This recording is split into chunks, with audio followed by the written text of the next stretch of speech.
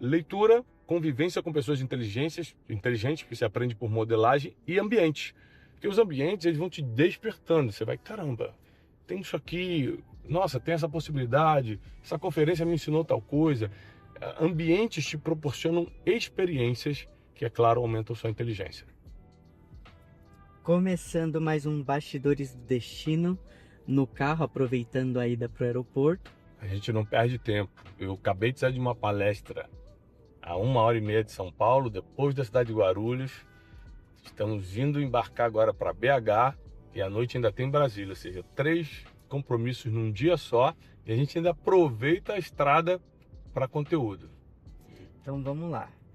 3 coisas que você fez no início da caminhada e que você aconselha as pessoas a fazerem também. Número 1, se espiritualizar, né? O que é se espiritualizar?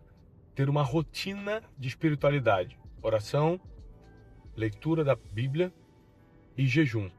O jejum é muito importante, que é você abster-se de um alimento, de uma refeição, às vezes 1 dia, 2 dias, tem gente que aguenta até mais, para você enfraquecer tua carnalidade, são os desejos carnais, e fortalecer teu espírito. A leitura da palavra é por causa do conhecimento, quem não conhece a palavra não sabe o que fazer da vida, e a oração é para conexão com Deus e você ter respostas que só Ele tem. Porque você acredita que... Isso é só uma, né? Você perguntou 3 coisas. Vai. Então, primeiro é a espiritualidade. A segunda coisa é estudar sobre vida emocional. Eu acredito que tudo de bom ou de ruim vai começar nas tuas emoções. Então, se você for uma pessoa que se ofende rapidamente, uma pessoa que guarda rancor, uma pessoa que não consegue entender o que a outra está falando, interpreta errado e fica contra a pessoa, uma pessoa que cria inimigo, que para de falar com todo mundo, fica com raiva por qualquer coisa, que principalmente coloca para fora essa ira, essa raiva, você vai perder muito na vida. Então, espiritualidade, vida emocional e terceiro, cuidado com a saúde. Tanto a mental, que eu acho, meu Deus, fundamental. Se você pirar, ninguém vai ficar do teu lado. Saúde mental, que tem a ver com a saúde do sono, tem a ver com o equilíbrio nas emoções, tem a ver com você buscar ajuda se for necessariamente, porque a gente vive numa década de ansiedade crônica, de depressão, tanta coisa ruim, emocionalmente, né? Mentalmente falando, e saúde física mesmo, você ter uma alimentação saudável e um mínimo de exercício físico. Por que você acredita que desenvolver a inteligência é o caminho para quem quer crescer na vida nos dias de hoje? Nós temos um projeto, né, que se chama Clube de Inteligência. Em breve, já vai fazer 10 anos de projeto. O Clube de Inteligência foi um dos maiores clubes de desenvolvimento da inteligência do país. A gente teve mais de 30 mil alunos. Demos um stop rápido para a gente poder criar o aplicativo para poder se tornar mundial, tá? Só por causa disso que a gente está nesse stop. Mas os alunos estão lá. E eu criei esse aplicativo, que vai ser lançado agora em março de 2026.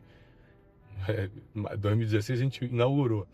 2026 vai fazer agora 10 anos.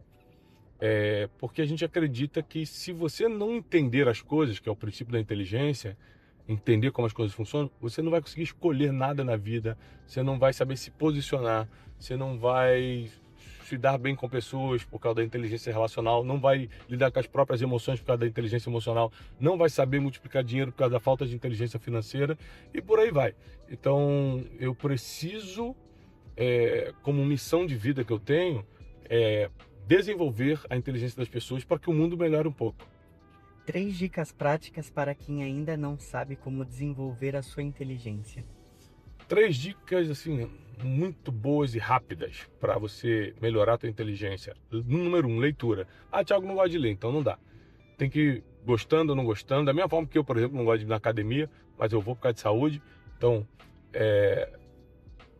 com certeza a leitura é uma das coisas que mais afia a sua inteligência. E também é o melhor custo-benefício, né? Agora, segunda coisa é você andar com pessoas inteligentes. Quando você começa a andar com pessoas inteligentes, lembrando que as inteligências são múltiplas, né? Tem um famoso psicólogo, Howard Gardner, que fala sobre as 9 inteligências. Você tem vários tipos de inteligência. Então, às vezes, você é muito bom de inteligência financeira, sabe lidar com números muito bem, mas é péssimo na inteligência emocional. Você não consegue lidar com as próprias emoções. Às vezes, tem gente que é muito bom em QI alto, em genialidade, tem um QI bom, mas não sabe lidar com outras pessoas. A inteligência relacional dele é péssima, né? Ou a própria inteligência emocional, lidar consigo mesmo. Então, leitura, convivência com pessoas inteligentes, que você aprende por modelagem, e ambientes. Porque os ambientes, eles vão te despertando. Você vai, caramba, tem isso aqui, nossa, tem essa possibilidade, essa conferência me ensinou tal coisa. Ambientes te proporcionam experiências que, é claro, aumentam sua inteligência. Quais são os 3 tipos de pessoas que eu devo escolher para ser meu gatilho de repreensão? Se você ainda tem pai e mãe, ninguém te quer melhor do que ele próprio, do que um pai ou uma mãe. Não tem amigo, não tem ninguém que vai querer que você seja melhor do que ele, a não ser se for teu pai e tua mãe. Então, pai e mãe, se estão vivos, você tem que ter um guia espiritual, né? Por exemplo, eu que sou cristão evangélico, eu tenho um pastor, uma pessoa que ora por mim, que me aconselha biblicamente, espiritualmente. E terceiro, alguém que seja mais velho, mas além de mais velho na idade, tenha mais resultados que você, né? Uma pessoa que já viveu e venceu. Essas geralmente são as 3 pessoas mais assertivas para te dar direcionamento e serem gatilhos de repreensão, te chamarem a atenção. Por que amadurecer dói tanto, filosoficamente falando? Porque todo conhecimento que entra incomoda a alma e o corpo, a mente e o corpo. Você, por exemplo, você está muito tempo numa aula, você está aprendendo muita coisa nova, você dá uma vontade de distrair, você começa a ficar com torcicolo, dá um negócio nas costas, com vontade de ir no banheiro. Mente e corpo, ai, tô cansado, ai que sono. Mente e corpo reagem quando o conhecimento está entrando. E sem conhecimento a gente não acessa a maturidade, né? Que é um reflexo da sabedoria. Então, assim, não tem jeito. Para você amadurecer, dói.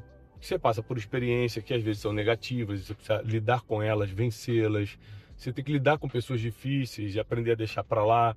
Toda maturidade exige um pouquinho de dor, até porque na vida, em todas as áreas, o crescimento só vem com dor. O que é uma vida bem vivida para você, Tiago? Uma vida bem vivida. Número 1, uma vida que fez sentido. Você não vai encontrar isso fora da espiritualidade, porque Deus ele tem essa capacidade, por ser o criador do ser humano, né? Ter deixado o manual de vida do ser humano, que é a Bíblia, e dessa capacidade de saber o que faz sentido e o que não faz para o ser humano. Então, uma vida espiritualizada geralmente vai ser uma vida bem vivida, por causa do sentido, né? Segundo, uma vida que é compartilhada com pessoas que valeram a pena. Você escolheu muito bem com quem você vai compartilhar a vida, né? Seu cônjuge, seus amigos, se você tiver empresa, seus sócios. A vida ela fica mais difícil quando está sendo compartilhada com pessoas ruins.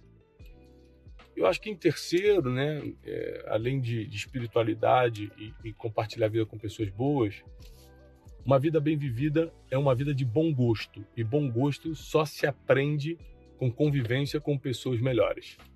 Então, por exemplo, eu aprendi o que é comer num bom restaurante, o que é uma boa viagem, como escolher um bom hotel, qual é o comportamento adequado para cada lugar, o que fazer no final de semana. Se eu estou com tempo e um dinheirinho livre, como eu faço isso virar felicidade para mim com pessoas de bom gosto? Senão, eu conheço muita gente que tem dinheiro, mas tem gosto nenhum e acaba não aproveitando, não tendo uma vida bem vivida. Então, eu acho que espiritualidade, com boas companhias e bom gosto.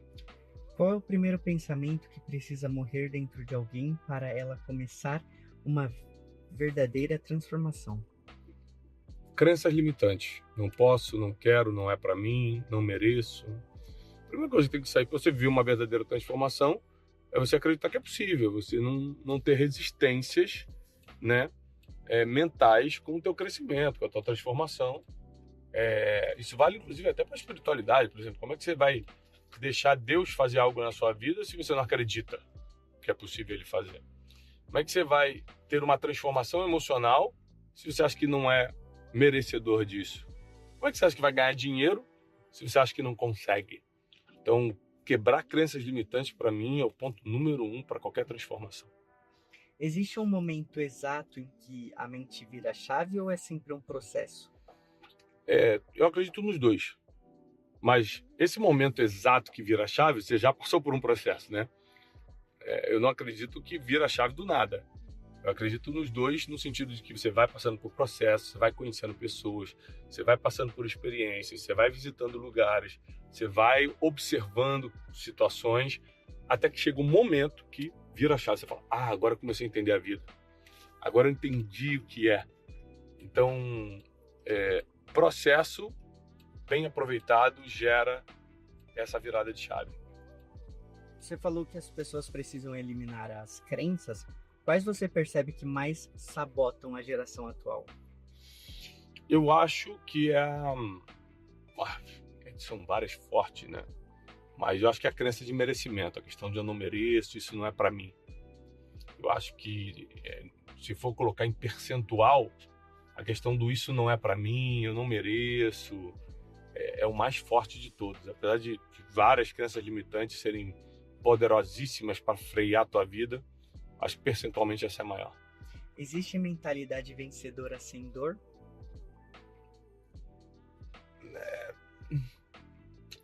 É difícil explicar essa pergunta, porque você consegue ter uma mentalidade vencedora, mas para executar e ter o resultado vai precisar da dor. Então, porque você pode, por exemplo, ter adquirido essa mentalidade vencedora por modelagem. Você viveu num ambiente de vencedores, e você falou, cara, é isso que eu tenho que fazer. Só que na hora de executar, não vai ser fácil. Vai ter muita frustração, traição, tenta, frustra, tenta de novo. Pessoas começam contigo e depois te abandonam no meio do caminho, ou seja, vai ter dor. Então, eu acredito que até é possível criar mentalidade vencedora sem dor, mas na execução certamente terá. Qual é a maior ilusão emocional que alguém pode ter ao longo da vida? Acho que tem muitas. A maior ilusão emocional que a pessoa pode ter na vida é ela acreditar que o melhor da vida dela vai vir através de uma outra pessoa. Sempre vai ser entre você e Deus. Por exemplo, eu amo meus filhos. Eu daria qualquer coisa por eles. Mas a melhor coisa da minha vida sempre vai vir entre eu e Deus. Porque meus filhos podem me decepcionar um dia. Aliás, eles um dia podem mudar de país quando crescerem e não terem mais contato como tem hoje comigo. Não sei. Ninguém prevê o futuro. Então, a minha esperança não está no que uma outra pessoa pode me oferecer, mas na minha relação com Deus. Eu acho que quando está você e Deus bem resolvido, tudo entra no lugar. Existe vida bem-sucedida ou vida próspera sem coragem? Não. A coragem é fundamento. Você sabe o que é um fundamento? Quando você vai construir um prédio, você tem que lançar as sapatas, tem que escavar, lançar as sapatas, fazer o fundamento. E o fundamento, a profundidade, a qualidade do cimento, dos ferros, está diretamente ligado ao tamanho do prédio que você vai construir. Então, o tamanho da sua coragem, sem dúvida alguma, será o fundamento para o tamanho do negócio ou do projeto que você vai construir na vida. Então, coragem é fundamento. Se você pudesse eliminar um vício mental da humanidade, qual seria e por quê? Vício mental. Primeiro, eu acho que a gente nunca vai conseguir resolver nenhum problema da humanidade, né? Os problemas da humanidade são tão complexos e coletivos que uma pessoa não vai resolver. Quantos grandes escritores, grandes filósofos, grandes cientistas passaram pelo mundo, resolveram o problema de algumas pessoas, resolveram o problema de uma sociedade, mas não da humanidade. Mas eu acho que hoje, tratando-se de século XXI, 2025, que a gente está gravando esse vídeo, seria ansiedade. Eu acho que é um vício destrutivo e está fazendo a humanidade adoecer rápido e coletivamente. Qual pergunta alguém deveria fazer a si mesmo todos os dias para não se perder? Eu estou fazendo o que Deus quer? Eu estou cumprindo o que Ele espera de mim? Eu estou alinhado com o que Ele deixou escrito? Eu estou agradando a Deus? Acho que essas são as perguntas que ao mesmo tempo me dá alegria, me dá temor. Porque a gente nunca pode estar desalinhado com essas perguntas. Se a gente está bem com Deus, a gente está bem com todo mundo. Se você está aprovado por Deus, ninguém pode te reprovar. Mas como saber o que Deus quer para mim? Existem várias formas que Deus comunica a sua vontade, né? A gente tem um vídeo na internet, tanto em formato de pregação quanto em formato de Brunecast, que são as 8 formas que Deus fala. Você pode procurar depois no YouTube e achar esse vídeo. Então Deus fala de várias formas. Agora, como saber o que Ele espera de mim? É uma mistura do que Ele vai falar, seja através de um sonho, de um profeta, da própria palavra, de um sentimento que Ele coloca no seu coração, de um conselho de alguém que tem hierarquia emocional sobre você, como pai, mãe, guia espiritual. Sinais que Ele dá, né? Por exemplo, quando eu quebrei, Ele me deu um sinal claro através de um convite. Eu estava quebrado e me convidaram para dar uma palestra. Eu estava em depressão e tudo. Eu falei, cara, como é que chegou essa palestra? Nunca ninguém me convidou para dar uma palestra. Eu vi como um sinal divino. Poxa, eu preciso começar a dar palestra. Então, tá ligado nos sinais. Eu acredito que o mais fundamental, o terceiro ponto, é ter paz. A Bíblia diz que a paz de Cristo é o árbitro, é o juiz do nosso coração. Então, quando Deus fala contigo, você sabe que é de Deus quando você tem paz. Você acredita que as pessoas, a maioria das pessoas, pensa ou apenas reage? Reage. Pouca gente pensa. Pouquíssimas pessoas pensam. Por isso que eu estou trabalhando muito no Clube de Inteligência, nesse aplicativo, para ensinar as pessoas a pensar. Se as pessoas pensarem, a gente não teria o número de divórcios que tem, a gente não teria o abandono de filho que tem, a gente não teria as quebras financeiras que tem, a gente não teria as brigas de trânsito, ou brigas de bar, ou confusões que tem, a gente não teria os golpes financeiros que tem, a maldade do mundo teria abaixado assim, significativamente. Eu acredito que a maldade ela baixa pela espiritualidade, né? Não pela inteligência, mas a inteligência ajudaria muito.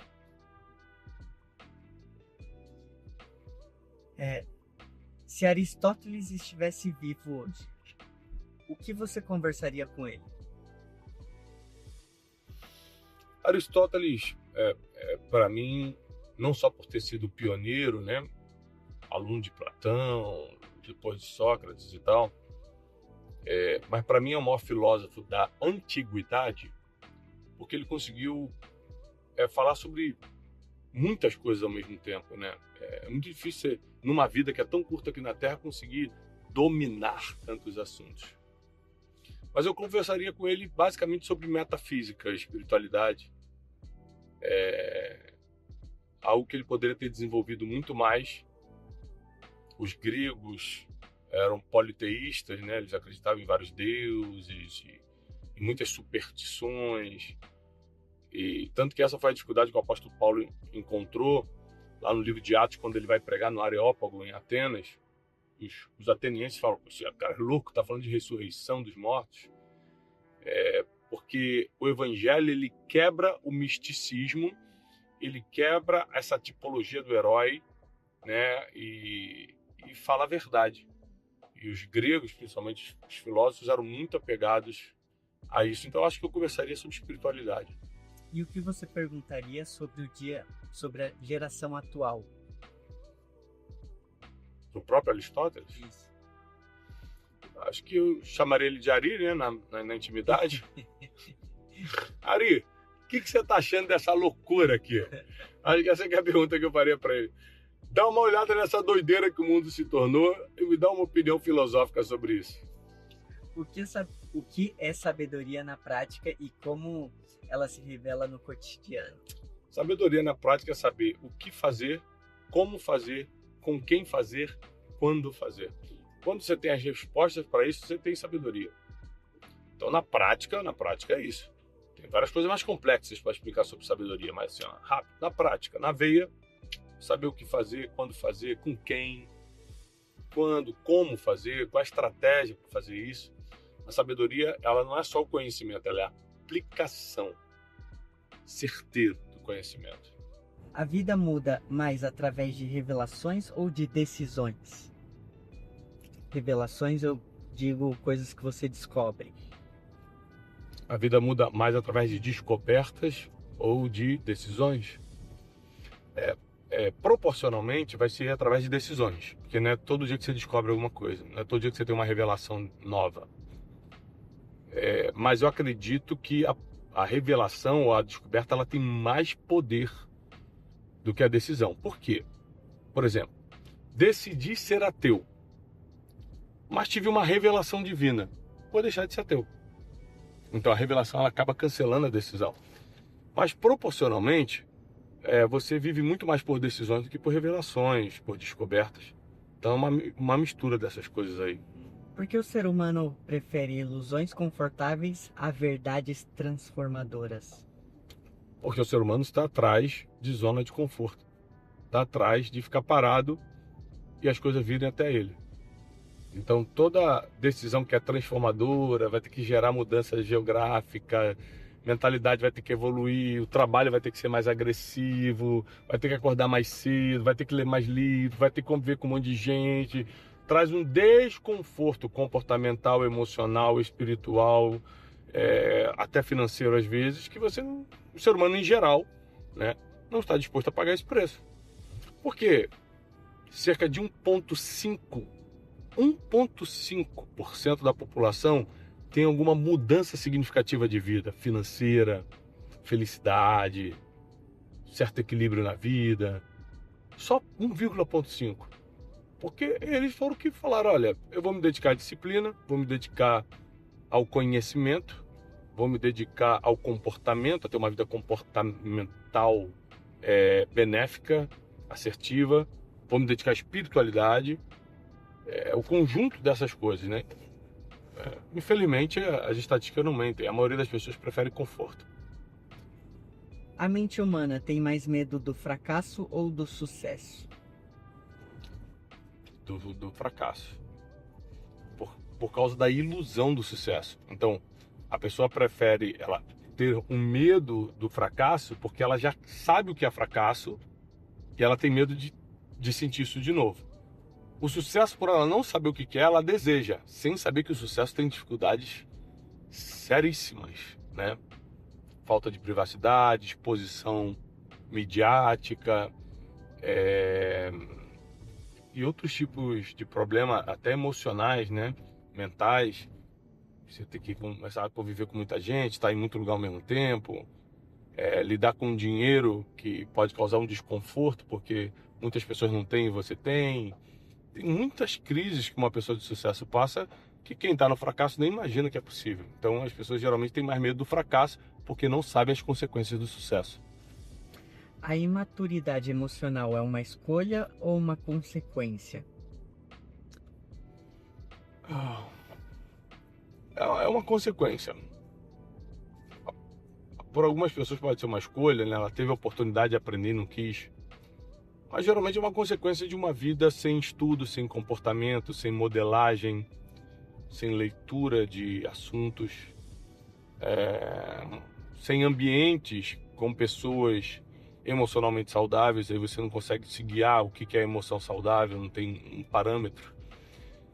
Então, basicamente é isso.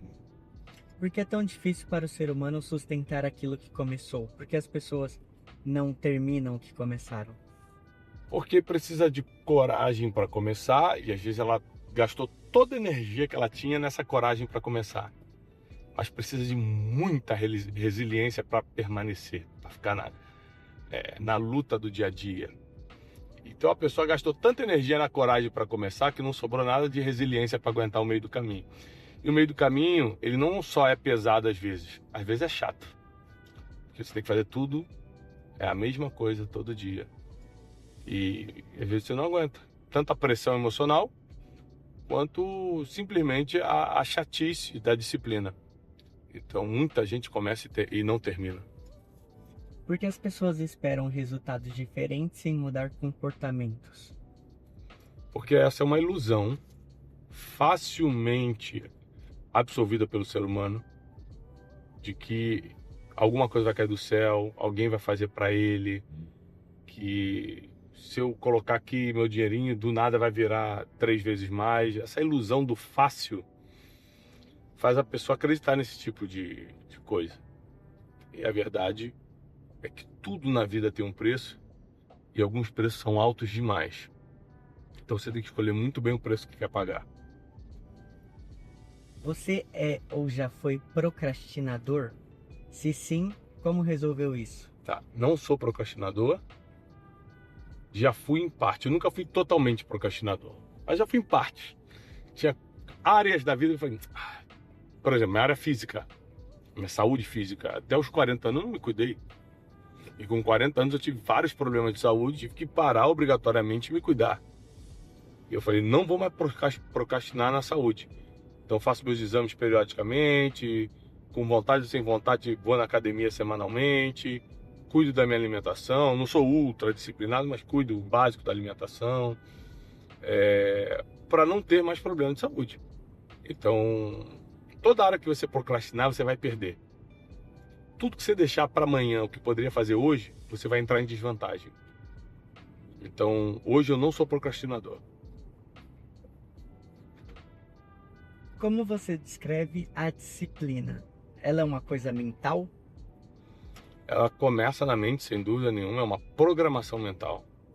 Disciplina é uma programação mental executada no físico, né? Então, mesmo que seja um exercício mental como ler, você tem que fisicamente fazer alguma coisa. Levantar, ir até a tua biblioteca ou até o lugar onde você guarda seus livros, pegar e ler, né? Vai ter que usar o corpo de qualquer forma. Mas a programação é mental. Faça chuva, faça sol, tô feliz, eu tô triste, tô bem, eu tô meio murchinho hoje, não importa, eu vou fazer o que tem que ser feito. Seja fisicamente, seja academicamente, seja espiritualmente, eu tenho uma disciplina e vou cumprir, ponto final. Qual a decisão você acha que mais revela quem uma pessoa é? A de falar a verdade ou a mentira. A decisão que ela toma, quando está debaixo de uma pressão, de uma situação difícil, falar a verdade ou mentir, define quem é essa pessoa.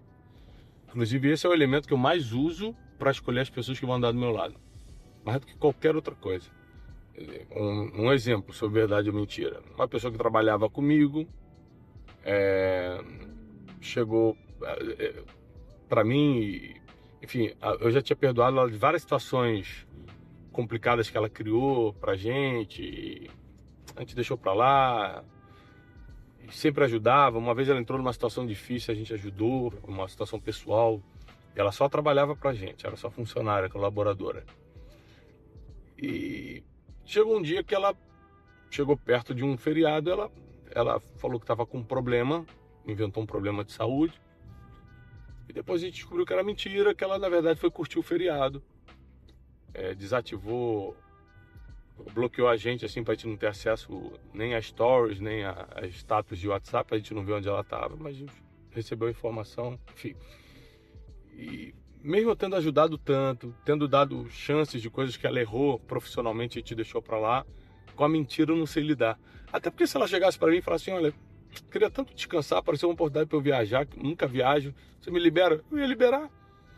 Mas quando a pessoa escolhe o caminho do engano, escolhe o caminho da esperteza, da mentira, eu já não... Eu acho que revela muito sobre a pessoa.